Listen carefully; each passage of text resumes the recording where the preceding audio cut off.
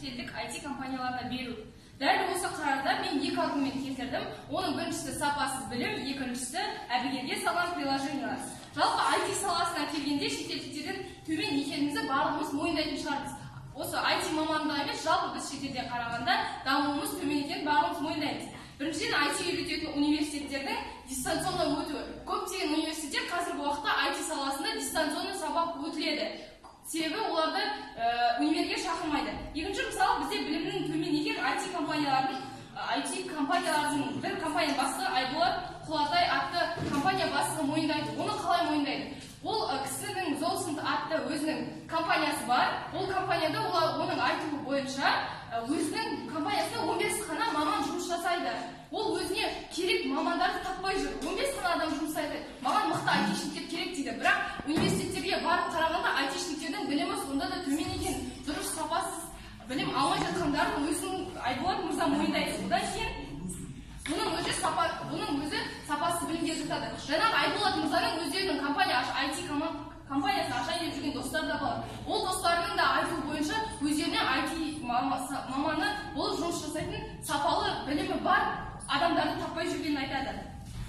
Жалпы IT дегеніміз үшке бөлінеді, және біздің Қазақстанда үшке бөлінетін мүлдем айтпайды.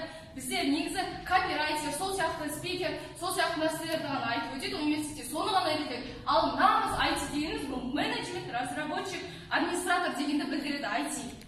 Копирайтермен мүлдем біздің Қазақстан бойынша тек қана копирайтермен үйретеді, ал шетелде негізі бізде разработчик, жаңағы администратор, менеджмент болып бөлінеді. Жалпы ең бірінші разработкаға тоқталайын. Разработчик бұл IT, бұл ең біріншіден ойындар.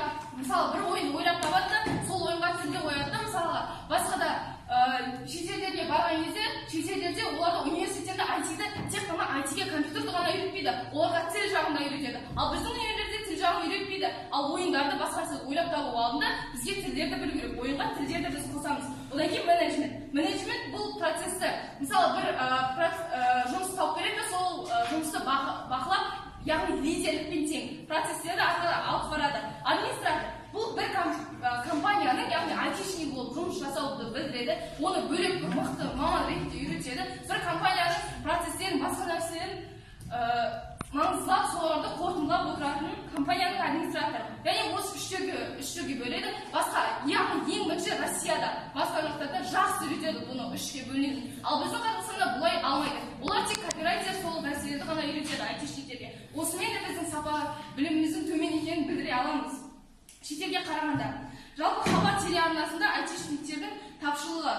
Хабар телеарнасында айтады, айтишниктер бір қандай мамандықтар, профессиялар аз деген кезде айтишниктер аз деп айтады.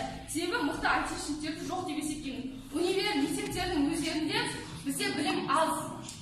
Себебі көптеген оған факт ретінде менің спикерім айтып өтетін болады. Одан ең басты нәрсе ол мұнай өндіру саласында IT маманның жоқтығы. Қазіргі уақыттың өзінде мұнай саласына айтишникті өте қатты іздеп жатыр. Оны сіздер барлық жерден көрулеріңізге болады. Одан кейін мамандардың оқушыларға дұрыс жабдықтандыра алмауы. Мысалы, мектеп универлерде адамдардың шабытын дұрыс ашалса егер мамандар, мүмкін бұл IT мамандығын біз жақсы дамыта алар едік. Одан соң Қазақстанда бізде капитализмнің төмендігі, яғни капитализм бұл ақша жағынан біздің дұрыс компьютерлермен, тағы да басқа нәрселермен дұрыс қамтамасыз ете алмаулығымыз Қазақстанда.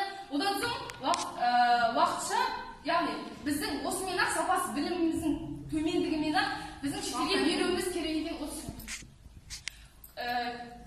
беруіміз керек екенін білеміз.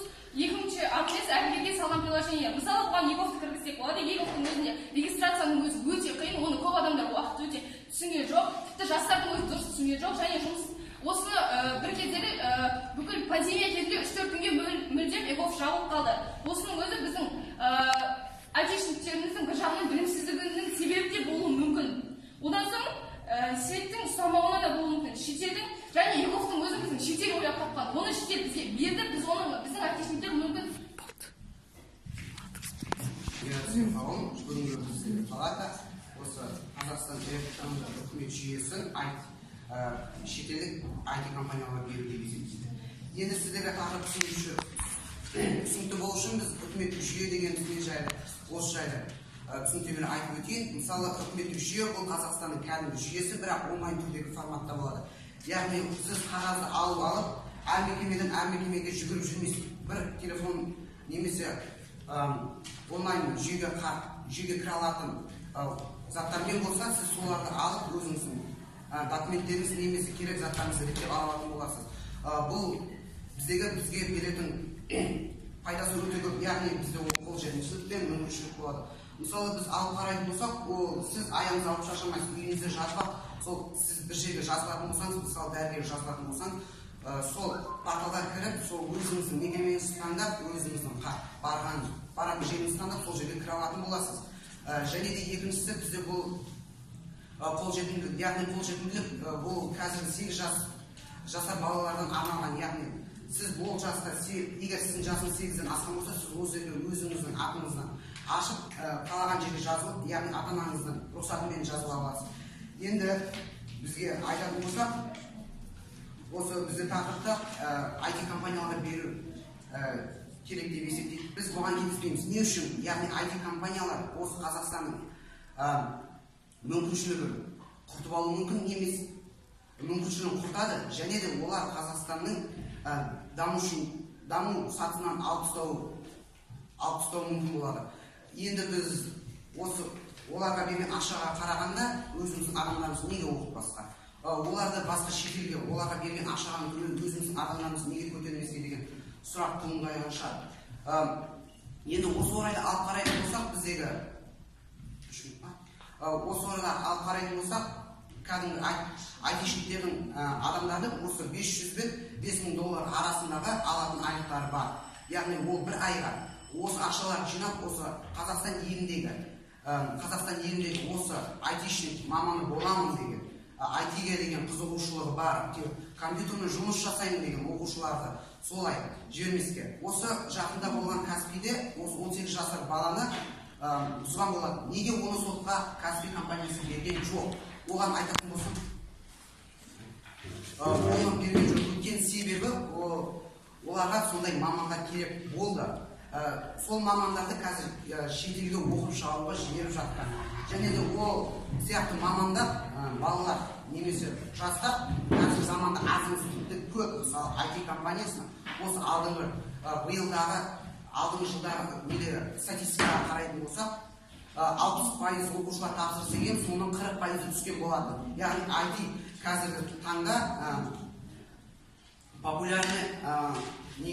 популярный мамандық айналып жатыр.